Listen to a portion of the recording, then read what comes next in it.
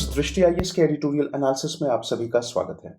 इस सेक्शन में हम अलग अलग न्यूज़पेपर्स और न्यूज़ पोर्टल से आपके लिए एडिटोरियल्स चुनते हैं, जिससे आपको भारत सहित विश्व में होने वाली अनेकों घटनाओं के बारे में विस्तार से जानकारी मिल सके। डियर व्यूअर्स, इस सेक्शन में सबसे पहले दिए गए एडिटोरियल को हम अपने यूपीएससी सिलेबस से लिंक करते हैं।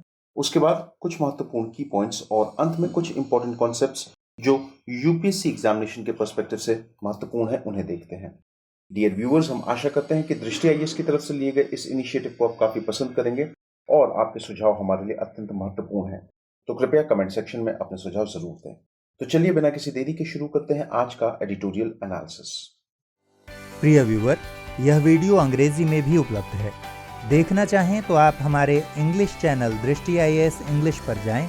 आपकी सुविधा के लिए इस वीडियो के डिस्क्रिप्शन में इंग्लिश वीडियो का लिंक भी दिया गया है। आज का एडिटोरियल हमने द इकोनॉमिक टाइम्स न्यूज़पेपर से लिया है, जो कि 4 मार्च 2021 को प्रकाशित हुआ है। आज के एडिटोरियल का शीर्षक है investment from China, the issue is control not insulating sector. यदि आज के एडिटोरियल को हम अपने यूपीएससी सिलेबस से लिंक करें तो हम उसे जीएस पेपर 3, जिसमें सेक्शंस जैसे कि challenges to internal security through communication networks, role of media and social networking sites in internal security challenges, basics of cyber security, money laundering and its prevention इत्यादि हैं। आज के एडिटोरियल के कुछ प्रमुख बिंदु। क्या भारत अपनी राष्ट्रीय सुरक्षा से समझौता किए बिना चीन से निवेश आकर्षित कर सकता है? यह प्रश्न महत्वपूर्ण है और इसलिए सरकार की नीति को क्षेत्रों या निवेश के स्तरों के बजाय नियंत्रण पर अधिक ध्यान केंद्रित करने की आवश्यकता है। देखिए, जो जरूरी चीज यहाँ पर बात की जा रही है वो ये कि इस समय भारत एक ग्रोइंग इकोनॉमी है और एक बहुत बड़ा मसला यहाँ पे हमारे सामने ये खड़ा होता है कि क्या भारत अपनी राष्ट्रीय सुरक्षा से समझौता किए बिना क्या चीन से जो निवेश आ रहा है उसको अट्रैक्ट कर सकता है, कि चीन से निवेश भी आ जाए और किसी तरीके का हमारी जो इंटरनल सिक्योरिटी है उसके ऊपर भी कोई समस्या ना आए। यह प्रश्न महत्वपूर्ण है और इसलिए सरकार की नीति को क्षेत्रों या निवेश के स्तरों के बजाय नियंत्रण पर अधिक ध्यान केंद्रित करने की आवश्यकता है। ये देखिए, ये जरूर हमारे लिए एक बहुत बड़ा प्रश्न है और इसीलिए सरकार को जो अपनी नीतियां हैं, उन नीतियों में जो अलग अलग निवेश के जो स्तर हैं उनके ऊपर नियंत्रण ना करके जरूरी है कि वो किस तरीके से उस नियंत्रण को अपने ऊपर हावी ना होने दें, किस तरीके से ये सारा का सारा जो निवेश आ रहा है उसको हमारी जो नेशनल सिक्योरिटी है, हमारी जो इंटरनल सिक्योरिटी है, उसको किसी तरीके की कोई समस्या ना हो, ये सारा का सारा निवेश भी आ जाए और हमारी इंटरनल सिक्योरिटी को कोई खतरा ना रहे। ये हमारा प्राइमरी चैलेंज होना चाहिए। वास्तव में भारत जैसी विकास करती अर्थव्यवस्था के लिए विश्व भर से पूंजी प्राप्त करना उसके अनुकूल है और इसके लिए चीन भी कोई अपवाद नहीं है। अब जैसा मैंने आपको बताया कि भारत एक तरीके से उभरती हुई अर्थव्यवस्था है। इस उभरती हुई अर्थव्यवस्था में बहुत जरूरी है कि हमें विश्व भर से कैपिटल, पूंजी जो है वो प्राप्त हो। अब चाहे वो यूरोपियन यूनियन हो, चाहे वो यूनाइटेड स्टेट्स ऑफ अमेरिका हो, चाहे वो चाइना हो, हमें जरूरत है तो हमें उस निवेश को अपनी ओर आकर्षित करना पड़ेगा ही। लेकिन निश्चय ही ऐसी पूंजी उन शर्तों पर प्राप्त होनी चाहिए जो भारत अपनी राष्ट्रीय सुरक्षा के दृष्टिकोण से निर्धारित करें। जरूरी यह है कि ऐसा ना हो कि भाई वो पूंजी दे रहे हैं लेकिन वो सारी अपनी मोनोपोली ही एस्टैब्लिश करने की कोशिश कर रहे हैं। नहीं, आपका मकसद यहां पर मुनाफा कमाना है। आप अगर इन्वेस्टमेंट कर रहे हैं तो आप मुनाफा कमाइए। आपके पास किसी तरीके का कंट्रोल नहीं होना चाहिए। ऐसा ना हो कि उन्होंने भाई निवेश तो किया लेकिन उन सभी निवेशों के बजाय उन्होंने बदले में यह मांग लिया कि भाई इस सब का कंट्रोल भी हमारे हाथों में ही इस्टैब्लिश्ड होना चाहिए। और यही नियंत्रण एक प्रमुख तत्व है जो निर्धारित कर सकता है कि विदेशी निवेशक मुनाफे में हिस्सेदारी के अतिरिक्त कोई और प्रभाव डाल सकने की कितनी क्षमता रखते हैं। यहीं पे उस नियंत्रण की बात हो रही है जिस नियंत्रण के ऊपर हमको काम करने की आवश्यकता है। हमें यह इंश्योर करना पड़ेगा कि भाई ये विदेशी निवेशक जो हैं वो आए और इनका मतलब सिर्फ मुनाफा कमाने से हो, ना कि अपने द्वारा लाए गए या अपने द्वारा एस्टैब्लिश किए गए किसी भी इनिशिएटिव के ऊपर कंप्लीट कंट्रोल रखना हो। यदि वर्तमान परिदृश्य के संदर्भ में अगर हम लोग बात करें तो विचार करें कि क्या राष्ट्रीय राजमार्ग या बंदरगाहों या बिजली ग्रिडों में चीनी पूंजी की अनुमति दी जा सकती है, क्योंकि ये क्षेत्र अब महज निष्क्रिय बुनियादी ढांचे नहीं रह गए हैं। इन सभी में प्रोग्रामेबल लॉजिक कंट्रोलर से जुड़ी नियंत्रण प्रणालियां होती हैं, जिनके कमांड को सिद्धांत किसी शत्रु विदेशी शक्ति द्वारा हाईजैक किया जा सकता है, विशेष रूप से यदि अवसंरचना में स्थापित सॉफ्टवेयर के राउटर या बिट्स में ट्रोजन शामिल हो, जो ऐसी हाईजैकिंग को सक्षम कर सकता है। अब आप खुद एक बात सोचें, हमारे यहाँ पे जो राष्ट्रीय राजमार्ग हैं, जो बंदरगाह हैं या जो बिजली ग्रिड हैं, क्या हम ये एक्सपेक्ट कर सकते हैं कि भाई इसमें हम लोग चीनी पूंजी को अनुमति दें?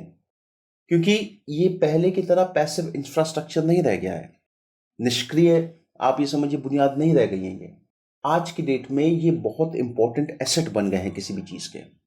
आज के समय में ये सारी चीजें मैनुअली ऑपरेट नहीं की जाती हैं। हर चीज में आप ये समझिए टेक्नोलॉजी आ चुकी है, सॉफ्टवेयर लगे हुए हैं।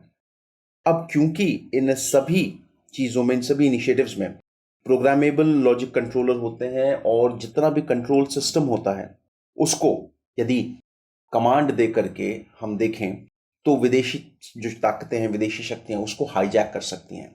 यह हाईजैकिंग और आसान तब हो जाती है जब इनके सॉफ्टवेयर में पहले से ही आपने कोई ट्रोजन एक मैलवेयर होता है, आपने वो छुपा करके रखा हुआ है, और जैसे ही आपने उसको ऑपरेट किया तो उस पूरी की पूरे इंफ्रास्ट्रक्चर का कंट्रोल आपके हाथ में आ जाएगा।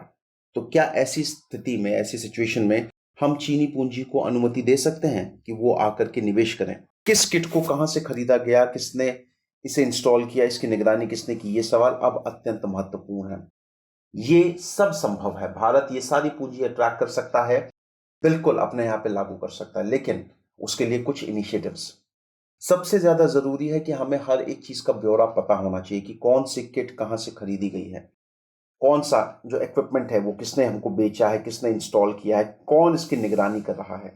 यदि ये सारी की सारी जानकारियां, ये सारी की सारी सूचनाएं हमारे पास हैं तो ये आसान हो जाएगा हमारे यहाँ पे जो एनालिटिकल टीम होगी उसके लिए कि वो पूरे तरीके से कंट्रोल एस्टैब्लिश अपना ही मेंटेन कर सके। केवल राष्ट्रीय मूल्य के आधार पर या परियोजना के विदेशी पूंजी के स्तर से इसका निर्धारण नहीं किया जा सकता। मुख्य मुद्दा अब प्रासंगिक नियंत्रण पर नियंत्रण और किस प्रकार के गियर की तैनाती की जा सकती है पर बुद्धिमत्तापूर्ण प्रवर्तित दिशा निर्देशों पर नियंत्रण का है, जहां यह क्षमता भी उपलब्ध हो कि यदि किसी ने यादृच्छिक नमूने से किसी किट को चुनकर उसकी भेद्यता का परीक्षण किया जा सके। अब जरूरी यह है कि भाई आने वाला जो समय है वो ये कहता है कि हमारे पास इतनी लिबर्टी, इतनी अथॉरिटी होनी चाहिए कि हमारी टीम्स, जो भारत की टीम होगी, वो जब चाहे, जहां चाहे, जिस भी इंफ्रास्ट्रक्चरल डेवलपमेंट में जा करके किसी भी इक्विपमेंट को चेक कर सकती है, उसका सैंपल कलेक्ट कर सकती है, उसको इन्विजिलेट कर सकती है कि भाई इसमें किसी तरीके की कोई गड़बड़ी, कोई छेड़खानी तो नहीं की जा रही है। जिस सिस्टम को जो कंट्रोल है वो पूरा का पूरा कंट्रोल किसके हाथ में चल रहा है, किसी तरीके का कोई हैकिंग सॉफ्टवेयर, हैकिंग डिवाइस या कोई मैलवेयर, कोई ट्रोजनवेयर तो नहीं मौजूद है इसके अंदर। अब जब ये सभी चीजों को आप देखेंगे तब आप कह सकते हैं कि हाँ, अगर ये इनिशिएटिव्स हमारे पास आएंगे तो आने वाले समय में हम बिल्कुल, यदि टेक्नोलॉजी के क्षेत्र में अगर हम अपने आप को पूरा का पूरा मजबूत बना लें तब हमें किसी भी तरीके का कोई खतरा अपीयर होता हुआ नहीं दिखाई देता। आगे का रास्ता आवश्यक है कि भारतीय अवसंरचना कंपनी जो विदेशी निवेश पाने की इच्छा रखती हैं उनके शेयर डिफरेंशियल वोटिंग राइट्स रखते हों और इनका नियंत्रण भारतीयों के पास होना चाहिए जो उनके नामों पर पंजीकृत शेयरों से जुड़े आर्थिक हित और मतदान अधिकारों का हस्तांतरण नहीं कर सकेंगे। अब देखिए, जरूरी ये भी है कि भाई जो भारत में जो इंफ्रास्ट्रक्चर कंपनियां हैं जो बाहर से इन्वेस्टमेंट पाने का मन रखती हैं, जरूरी ये है कि ऐसा ना हो कि इन्वेस्टमेंट लाएं और उस इन्वेस्टमेंट के आने की वजह से ये भारतीय जो छोटी कंपनियां हों वो दबाव में आ जाएं और जो कंट्रोल है वो उस विदेशी कंपनी को दे दें। नहीं, हमें ये इंश्योर करना पड़ेगा कि पूरा कंट्रोल और जो वोटिंग राइट्स हैं उस कंपनी के बोर्ड अध्यक्षों, बोर्ड मेंबर्स के बीच में, वो सब भारतीयों के पास होने चाहिए, भारतीयों के नाम अंकित होने चाहिए। केवल अकाउंट्स ही नहीं, तकनीकी उपकरणों का भी फॉरेंसिक ऑडिट कर सकने की शक्ति एक अन्य पूर्व शर्त होनी चाहिए। अब देखिए, वो समय गया कि ऑडिटिंग सिर्फ फाइनेंस की होती थी, नहीं, अब जरूरी है कि जितने भी टेक्निकल इक्विपमेंट्स, डिवाइस जो लाए जा रहे हैं उन सब की भी ऑडिटिंग जब चाहे, जहां चाहे हमारी एजेंसीज कर सकें और ये एक मैंडेटरी स्टेप होना चाहिए। वैश्विक पूंजी तक उद्यमियों को व्यापक पहुंच प्रदान करने से पहले नियंत्रण के इस तंत्र को स्थापित करना अत्यंत महत्वपूर्ण होगा।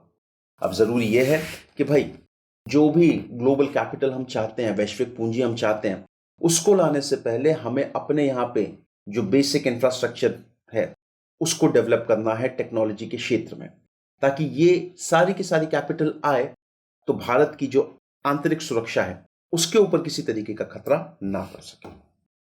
तो व्यूअर्स, ये था आज का एडिटोरियल एनालिसिस। आज के एनालिसिस से संबंधित आपके जो प्रश्न बन सकते हैं वो मुख्यतः इस तरीके से हो सकते हैं कि टेक्नोलॉजी क्षेत्र में भारत अभी किस तरीके से परफॉर्म कर रहा है, या कौन कौन से ऐसे इनिशिएटिव्स हैं जो लिए जा सकते हैं भारत सरकार द्वारा, जिससे कि जो चीनी पूंजी निवेश हो रहा है वो अपना आधिपत्य ना यहाँ पे स्थापित कर सके कंपनियों के ऊपर। ओके, तो व्यूअर्स, ये था आज का एडिटोरियल एनालिसिस। आई होप आप सभी को ये पसंद आया हो। धन्यवाद।